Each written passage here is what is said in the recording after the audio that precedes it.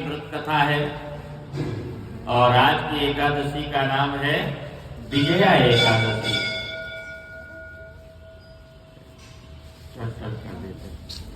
आज की एकादशी का नाम है विजया एकादशी। तो एकादशी श्रवण करने से पहले थोड़ी से भगवान नाम का संकीर्तन कर लेते। क्यों? कलयुग केवल नाम अधारा, सुमेर सुमेर नर उतर ही पारा। कलयुग में नाम का बहुत बड़ा महत्व है। तो श्रीमन नारायण नारायण नारायण भजमन नारायण नारायण लक्ष्मी नारायण नारायण नारायण लक्ष्मी नारायण नारायण नारायण श्रीमन नारायण नारायण नारायण श्रीमन नारायण। बोलो लक्ष्मी नारायण भगवान की जय। काशी विश्वनाथ की जय। धर्मराज युधिष्ठिर बोले कि हे भगवान, फाल्गुन मास के कृष्ण पक्ष की एकादशी का क्या नाम है तथा उसकी विधि क्या है, यह व्रत कैसे करना चाहिए और इस व्रत को करने से किस फल की प्राप्ति होती है, ये भी सारा वृत्तांत हमको सुनाइए। किसने पूछा? युधिष्ठिर जी महाराज ने पूछा। किससे पूछा? भगवान श्री कृष्ण से पूछते हैं। तो भगवान श्री कृष्ण कहते हैं कि हे राजन, फाल्गुन कृष्ण पक्ष की एकादशी का नाम है विजया एकादशी। इसका व्रत करने से प्राणियों को सर्वत्र यश और विजय प्राप्त होती है। इसलिए इस एकादशी का व्रत प्राणियों को अवश्य ही करना चाहिए। जिसको कहीं भी विजय की कामना हो, यश की कामना हो, उस प्राणी को इस एकादशी का व्रत अवश्य करना चाहिए। इसका महात्म श्रवण करने से प्राणियों के समस्त पापों का नाश होता है। एक समय देवर्षि नारद जगत पिता ब्रह्मा जी से पूछते हैं। ये जगत पिता ब्रह्मा जी नारद जी के भी पिता हैं। तो ब्रह्मा जी से कहते हैं कि हे भगवान, आप मुझे फाल्गुन मास के कृष्ण पक्ष की विजया नाम की एकादशी का महात्म श्रवण कराएं। इस एकादशी का व्रत विधान बतलाइए, कैसे करना चाहिए। ब्रह्मा जी कहते हैं कि हे नारद, विजया एकादशी का व्रत प्राचीन तथा नवीन सभी प्रकार के पापों को नष्ट करता है। हमने कभी कोई 10 साल 20 साल 50 साल या पिछले जन्म में कभी भी कोई पाप किया है तो वो पाप भी नष्ट होते हैं। और यदि हमसे कोई तत्काल आजकल में कोई पाप हो गया है तो उन पापों का भी शमन होता है, वो पाप भी नष्ट होते हैं। तो विजया एकादशी की विधि मैंने आज तक किसी से नहीं कही। यह समस्त मनुष्यों को विजय प्रदान करने वाली कथा है। त्रेता युग में मर्यादा पुरुषोत्तम श्री रामचंद्र जी को जब 14 वर्ष के लिए वनवास हो गया, तब वह श्री लक्ष्मण जी तथा माता जानकी से पंचवटी पर निवास करने लगे। कौन निवास करने लगे? भगवान श्री राम। पहले तो चित्रकूट में रहे 12 साल तक। इसके बाद चित्रकूट से जाकर के पंचवटी में निवास किया भगवान श्री राम, लक्ष्मण और जानकी। उस जगह महापापी रावण ने श्री सीता जी का हरण किया। कहां पर हरण हुआ है सीता जी का? नासिक पंचवटी में।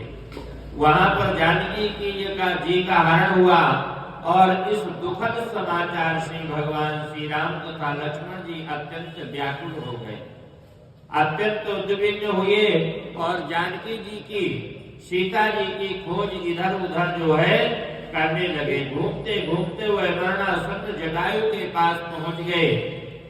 ये गिद्धराज जटायु जो जानकी जी को छुड़ाने का प्रयत्न किया था, लेकिन रावण ने उसके पंख काट दिए थे तो वह उड़ नहीं सकता था।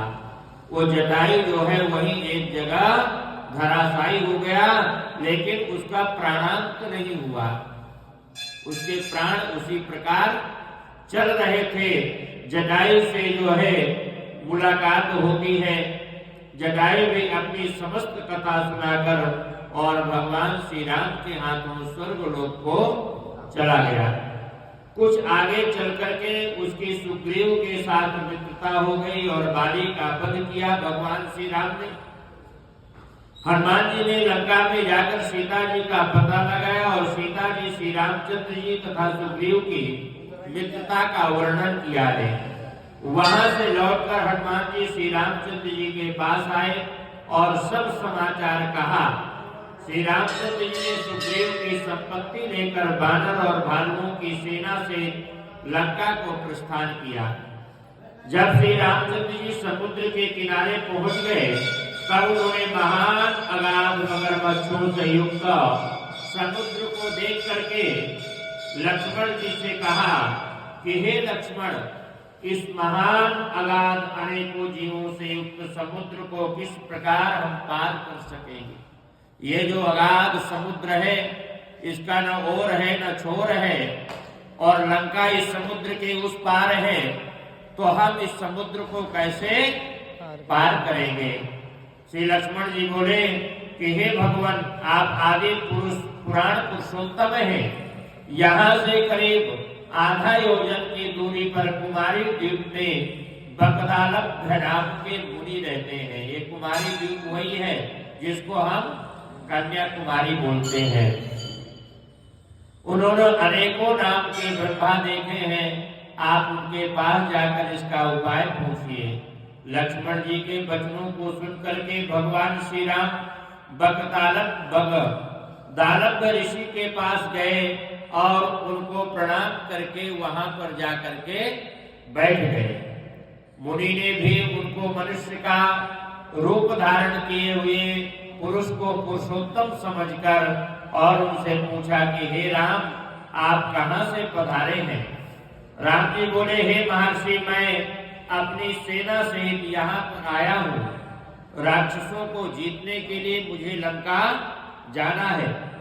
कृपा करके आप बतलाइए कि हम इस अगाध समुद्र को कैसे पार करें। इसी के लिए मैं आपके पास आया हूँ।